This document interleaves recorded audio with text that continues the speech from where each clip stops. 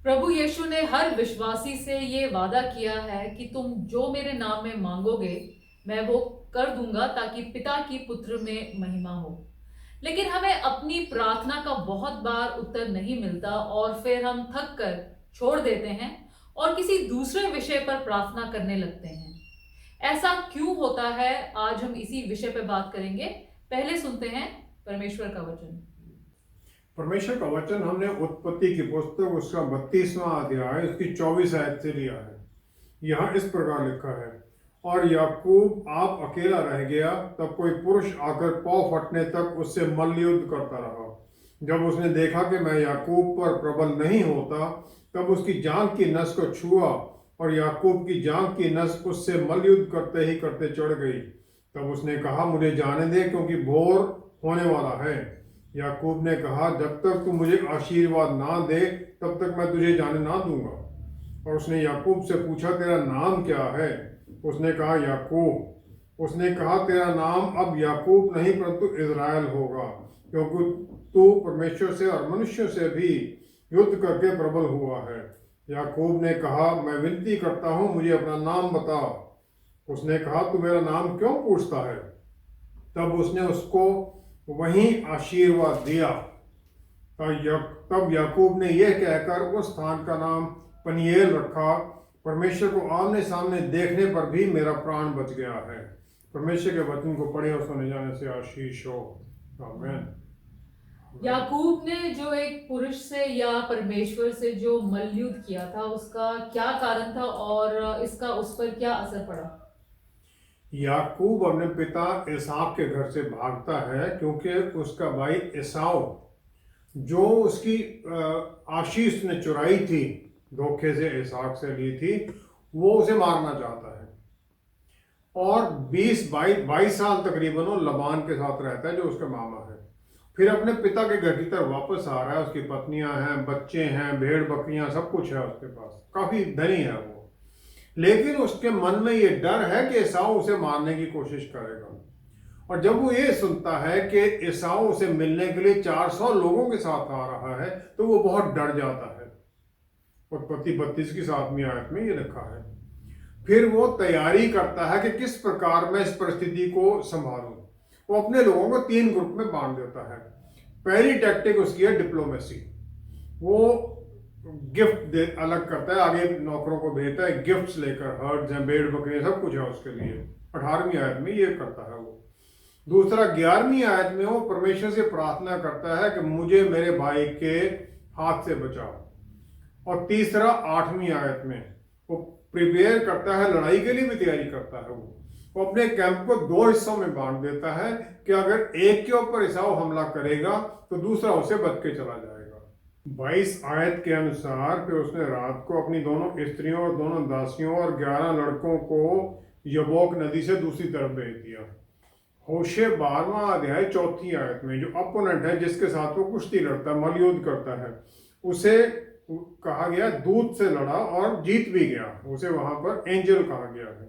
जो यहूदी सेठ संत हैं वो ये विश्वास करते हैं कि जो एंजल था वो एसाव का गार्डियन एंजल था। लेकिन याकूब उसे परमेश्वर कहता है, और उस जगह को वो पेनियल कहता है। पेनियल जहां पर के परमेश्वर का मुंह उसने देखा। उत्पत्ति 32वां अध्याय उसकी 30वीं आयत। वो कहता है, क्योंकि परमेश्वर को आमने सामने देखने पर भी मेरा प्राण बच गया है, इसलिए उसे पेनियल नाम दे देता है। जो उसका प्रतिद्वंदी है वो भी उसे 28वीं आयत में कहता है, तेरा नाम अब याकूब नहीं परंतु इज़राइल होगा, क्योंकि तू परमेश्वर से और मनुष्यों से भी युद्ध करके प्रबल हुआ है। वो भी उसे परमेश्वर आइडेंटिफाई करता है अपने आप को।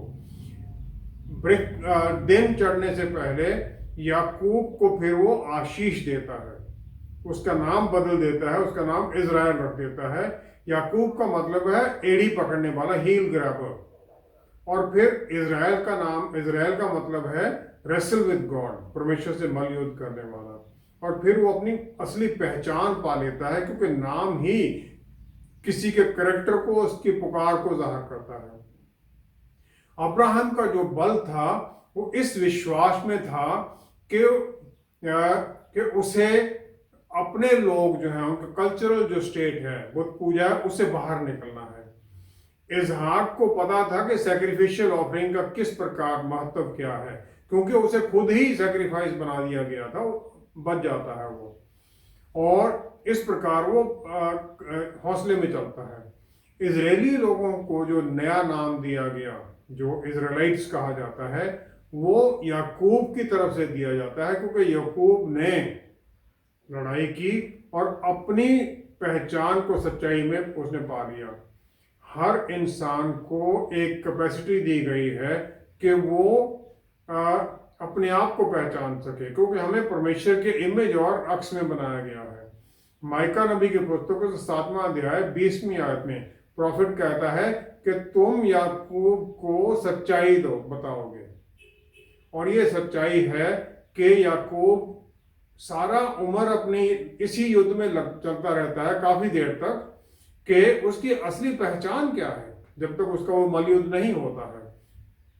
जीवन की जो यात्रा है याकूब की, याबोक रिवर तक, वो उसकी मन में यही इच्छा है कि उसे एसाव की तरह बनना है। जो गर्भ में है तो वो उसकी हील पकड़कर, उसकी एड़ी पकड़कर उससे पहले निकलना चाहता है, इसलिए उसका नाम भी याकूब पड़ता है। उत्पत्ति 25 में 31-32वीं आयत में वो एसाव से उसका पहलौठे होने का हक खरीद लेता है। उसे वो दाल देता है खाने के लिए, कि उसको भूख लगी है एसाव को, उसे खरीद लेता है उसके बदले में। उत्पत्ति 27 की 19वीं आयत में वो एसाव के कपड़े पहनकर जाता है अपने पिता इसाक के पास, जिसकी नजर कमजोर है, जिसे नहीं दिखाई देता, अंधा है वो। उसे कह देता है मैं एसाव हूं तो तेरा पहलौठा। अपनी पहचान वो उसे एसाव ही बताता है।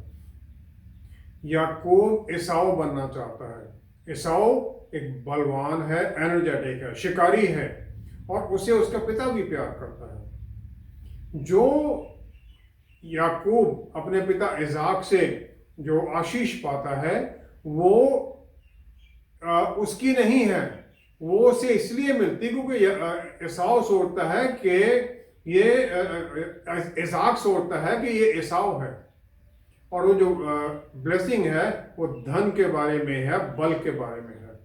उत्पत्ति 27 की 27 से 29वीं आयत में जो सही उसे आशीष मिलनी है, जो उसकी डेस्टिनी है, वो उसे बाद में मिलती है जब वो इसहाक के पास अपनी पहचान में याकूब बनकर जाता है। उत्पत्ति 28 की पहली 4 आयत में अगर हम देखें, उसे आशीष मिलती है जो कि याकूब को मिलनी है। वहां उसे इसहाक कहता है सर्वशक्तिमान ईश्वर तुझे आशीष दे और फलवंत करके बढ़ाए, और तू राज्य राज्य की मंडली का मूल हो।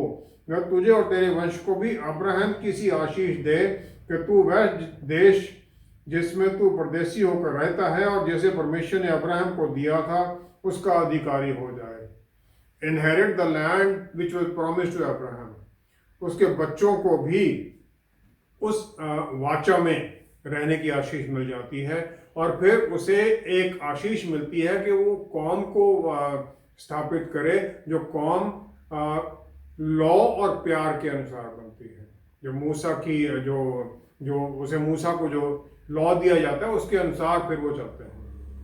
ये आशीष है जो कि किसी भी तरीके से खरीदी नहीं जा सकती, सिर्फ अनुग्रह के द्वारा ही पाई जा सकती है।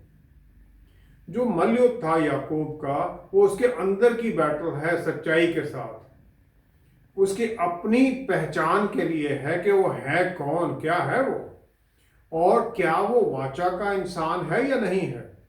उत्पत्ति 32 में 26-27 आयत में याकूब ने फिर अपने जो एडवर्सरी प्रतिद्वंदी था उससे आशीष मांगी, क्योंकि वो दिन होने से पहले निकल जाना चाहता है। जो वो आशीष देता है वो धन दौलत के लिए नहीं है, बल और शक्ति के लिए नहीं है, सुरक्षा के लिए नहीं है, वो सिर्फ उसका नाम बदल देता है, इजराइल उसका नाम रख लेता है। याकूब होते हुए वो हर पल एसाव ही बनना चाहता है जो कि वो नहीं था, लेकिन जो उसका नया नाम है वो सिर्फ उसे इस जो उसके अंदर का वो प्रतिद्वंद चलता था उससे ही सिर्फ आजाद नहीं करता है, बल्कि उसे एक नई टर्म्स में, नए जीवन में ले आता है। ये ऐसा हो जाता है जैसे उसे बताया गया हो कि तुम पुराने उसमें पहले कुछ और बनना चाहते थे जिसके लिए तुम लड़ते रहे, लेकिन अब तुम अपने लिए अपनी पहचान में लड़ोगे, जिससे भी लड़ोगे।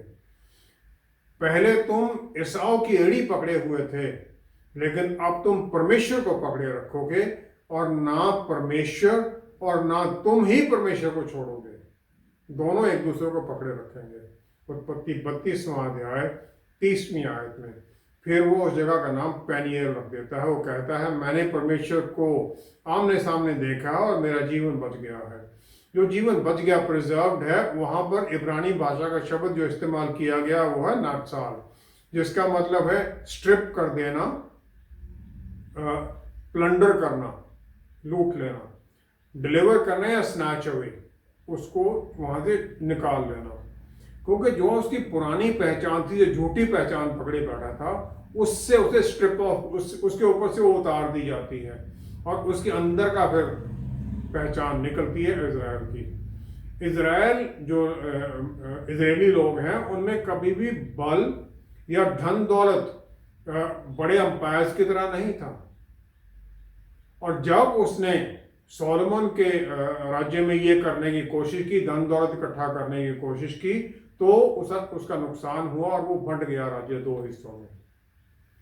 उनकी हमेशा से बल इजरायली लोगों की परमेश्वर में है, मोस्ट हाई गॉड यहोवा परमेश्वर में है, और किसी और में उनका बल नहीं है। याकूब को एसाव को छोड़ना जरूरी है ताकि फिर वो परमेश्वर को पकड़ सके, और वही वो अगले दिन करता है। अगले दिन जब वो उत्पत्ति 27 की 41वीं आयत में जब वो चलता है तो उसे वो याद है, 27 की 41 में एसाव ने उसे क्या कहा था। एसाव ने जब वो ट्रिक करके इसहाक से वो अपनी आशीष चुरा लेता है, तो 41वीं आयत में एसाव कहता है मेरे पिता के अंतकाल का दिन निकट है, फिर मैं अपने भाई याकूब को घात करूंगा। वो उसे मारना चाहता है, इसीलिए वो वहां से भागता है।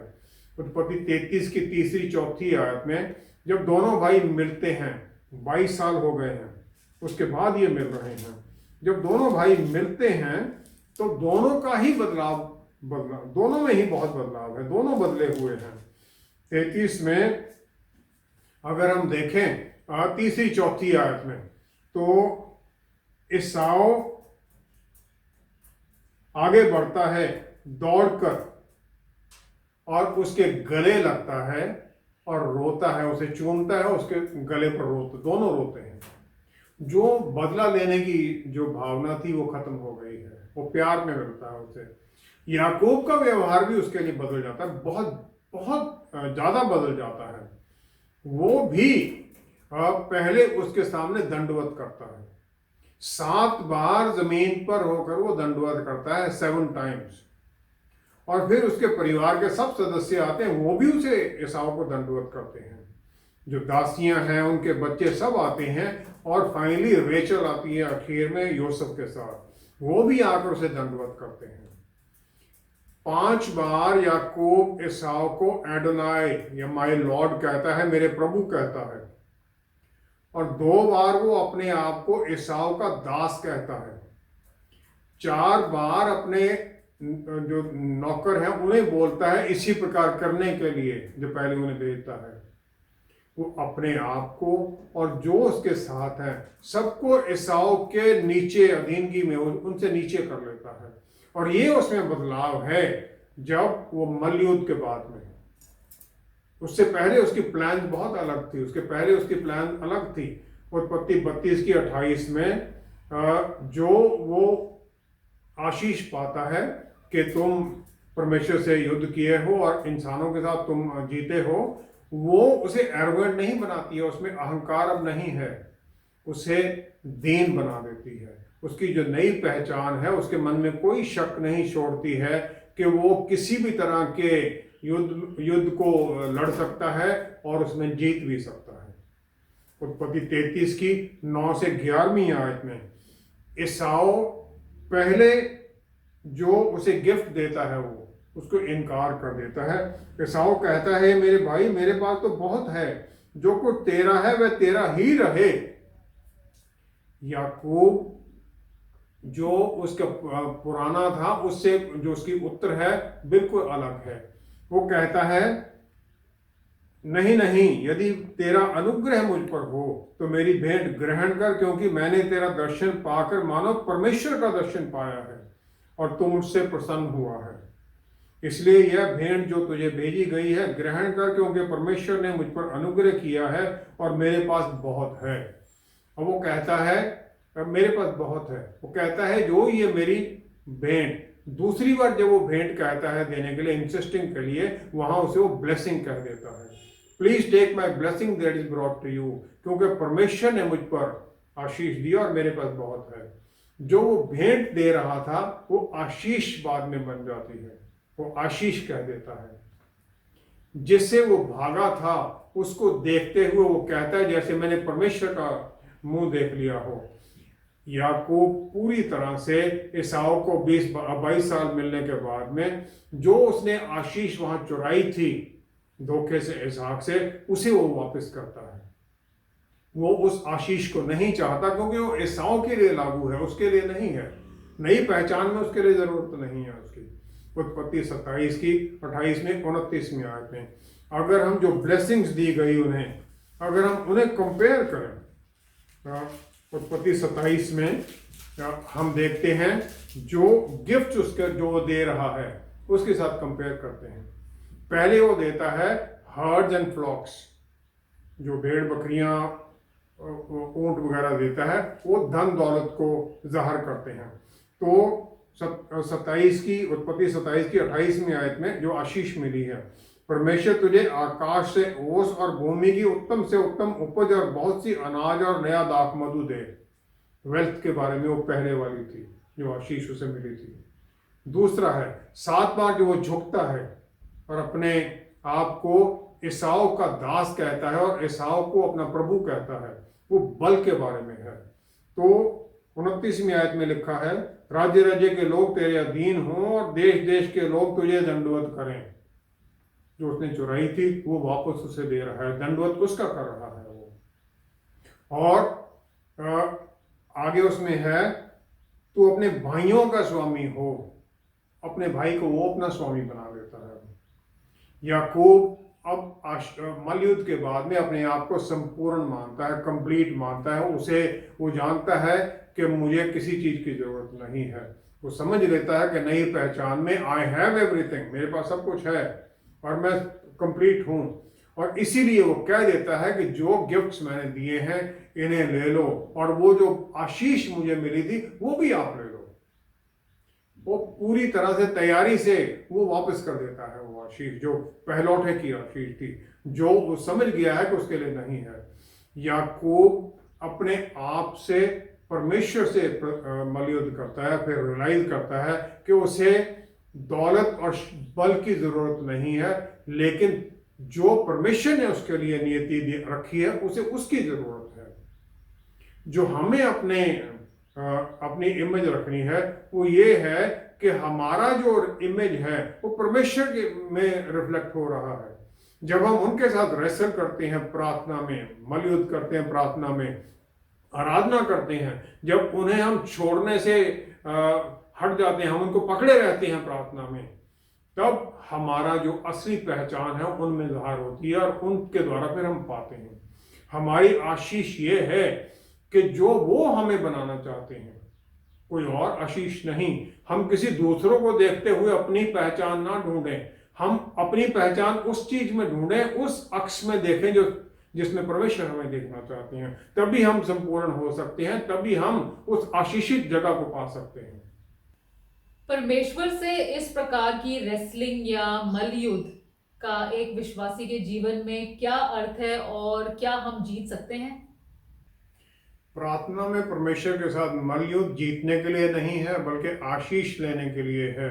ये मिट्टी में लौटने के अनुसार है। सबसे नीची पोजीशन जो हम परमेश्वर के सामने ले सकते हैं उसके लिए है। मत्ती 15 की 21 से 29 में आयत में कनान की औरत है जो टायर और साइडोन में प्रभु यीशु से मिलने आ जाती है अपनी लड़की को छुड़ाने के लिए उस दुष्ट आत्मा से। फिर 25-26वीं आयत में अगर हम देखें तो वो कहती है प्रभु मेरी सहायता कर। तो प्रभु यीशु से क्या उत्तर देते हैं? वो कहते हैं लड़कों की रोटी लेकर कुत्तों के आगे डालना अच्छा नहीं। अगर कोई आम हो तो वो कहेगा बड़ी बेइज्जती हुई, वो चला जाएगा, लेकिन वो समझती है शब्द कौन सा इस्तेमाल किया गया है। ग्रीक भाषा का शब्द है कुनारियोन, जिसका मतलब है छोटा कुत्ता जो घर का पेट है, जो परिवार का पेट है। वो समझ जाती है कि यह प्रभु यीशु मुझे आशीष करना चाहते हैं, और फिर वो प्रभु यीशु के साथ सहमति प्रकट करती है। वो कह देती है 27वीं आयत में, सच है प्रभु, पर कुत्ते भी वह चूर चार खाते हैं जो उनके स्वामियों की मेज से गिरते हैं। अब प्रभु यीशु कह देते हैं कि हाँ, तेरा विश्वास मजबूत है, जा तेरी बेटी को चंगाई मिल गई।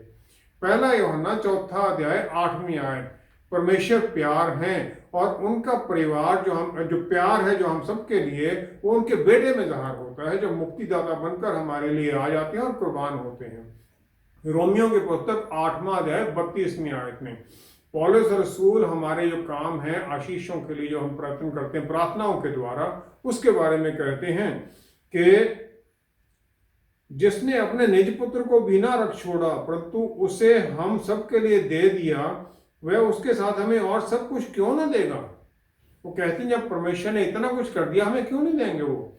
उत्पत्ति 1 अध्याय 28वीं आयत में अगर हम देखें तो क्रिएशन के समय पर आशीष देते हैं परमेश्वर, इंसान को फलो फूलो, धरती पर छा जाओ और इसके अपने अधीन कर लो, अपने अधीन डोमिनियन के लिए दे दिया है।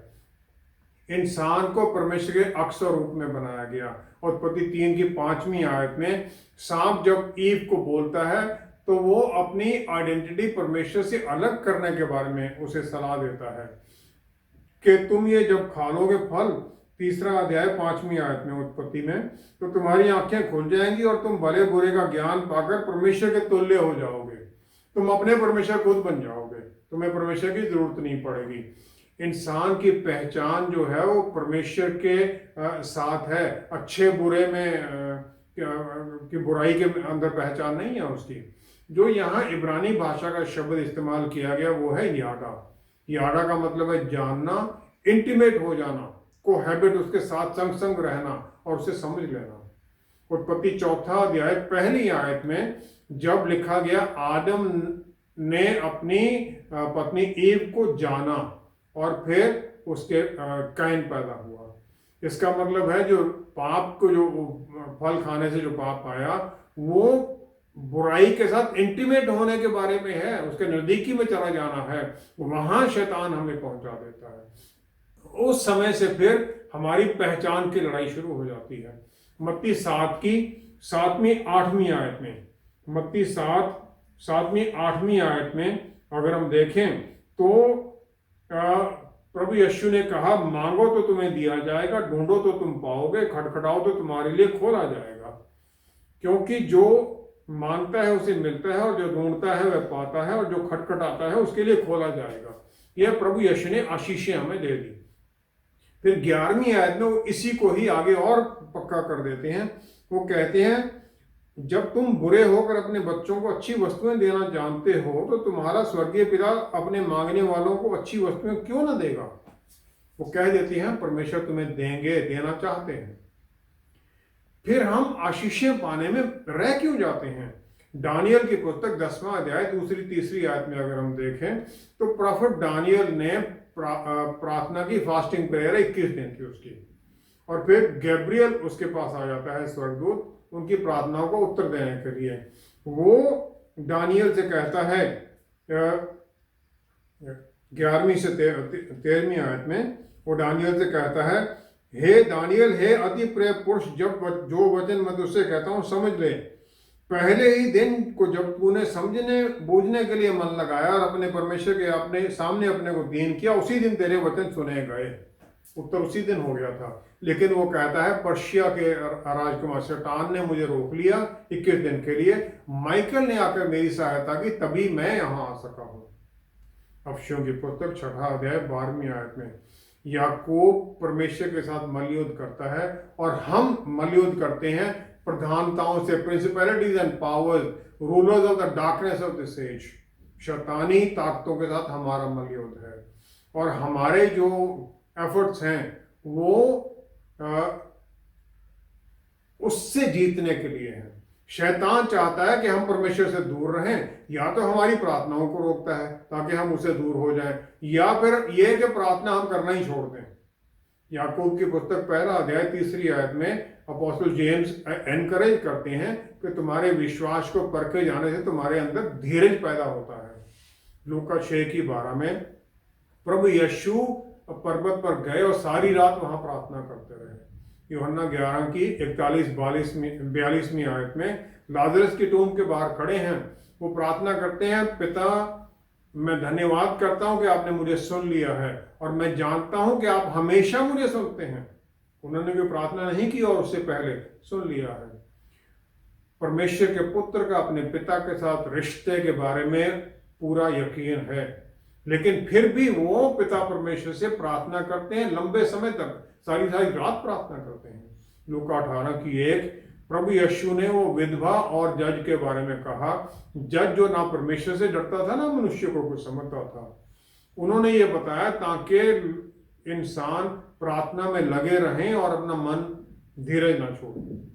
1 कुरिन्थियों 11वां अध्याय 1 आयत में पौलुस रसूल कहते हैं, मेरा अनुसरण करो जैसे मैं भी प्रभु यीशु का अनुसरण करता हूं। 2 कुरिन्थियों 12वां अध्याय 10 आयत में पौलुस रसूल बताते हैं कि मुझे स्वर्ग में उठाया गया, मैंने ऐसी बातें सुनी जिन्हें मैं बता नहीं सकता। फिर वो कहते हैं कि मेरे ऊपर शैतान का हमला हुआ और मुझे घूंसे मारता है ताकि मैं कहीं अहंकार से न भर जाऊं। 3 बार वो प्रार्थना करते हैं, प्रभु से उत्तर आता है, मेरा अनुग्रह तेरे लिए बहुत है और तेरी कमजोरी में मेरा बल प्रकट होता है। और फिर पौलुस रसूल अपनी कमजोरियों में ही आनंद मनाते हैं। एक बच्चा अपने पिता की गोद में बैठ जाता है, उनके बाल खींचता है, सब कुछ करता है, लेकिन पिता खुश होता है उससे। हमारे स्वर्गीय पिता जो प्यार हैं, जो हमसे इतना प्यार करते हैं, वो जब अपने बच्चों की प्रार्थनाओं को सुनते हैं, जब बच्चे उनके सामने अपने मन को खोलते हैं, कितना आनंदित होते होंगे वो।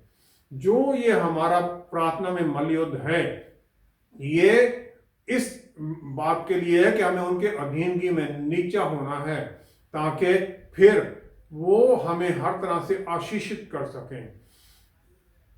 पिता परमेश्वर फिर आनंदित होते हैं, आशीष देते हैं, हमारी पहचान फिर उनमें पक्की होती है और उस पक्की पहचान में हम चलने लग जाते हैं। आइए प्रार्थना करें। पिता परमेश्वर, हम आपका धन्यवाद करते हैं हर आशीष के लिए। हम आपके साथ जुड़े रहें क्योंकि पहचान ही हमारी आप में है। आपके पुत्र होते हुए, आपके बच्चे होते हुए हम आपके सामने आते हैं। हर प्रार्थना के बारे में हमारे मन की बातों को आप जानते हैं। उत्तर दीजिए, हमें आशीषित कीजिए। सब कुछ हम आपके प्यारे बेटे प्रभु यीशु के पवित्र नाम में मांगते हैं। आमीन, आमीन, आमीन। प्रेयर में परमेश्वर के साथ मलयुद्ध प्रभु यीशु ने गेत्समनी पार्क में लहू और पसीना बहाकर किया। एब्राहम ने सोडोम और गोमोरा को बचाने के लिए और हैना ने बच्चे की आशीष के लिए किया। एक विश्वासी की नॉर्मल प्रार्थना परमेश्वर से, जो हमारे पिता हैं, कोई युद्ध नहीं बल्कि आनंद से भरा मिलाप है जिसमें शैतान भी अपनी टांग अड़ा देता है। लेकिन प्रेयर योद्धा वही है जो बस लगा रहे कि परमेश्वर प्यार हैं और उत्तर जरूर देंगे। हमारे साथ दोबारा जुड़ने के लिए आपका बहुत बहुत धन्यवाद। Until next time, stay blessed. Shalom.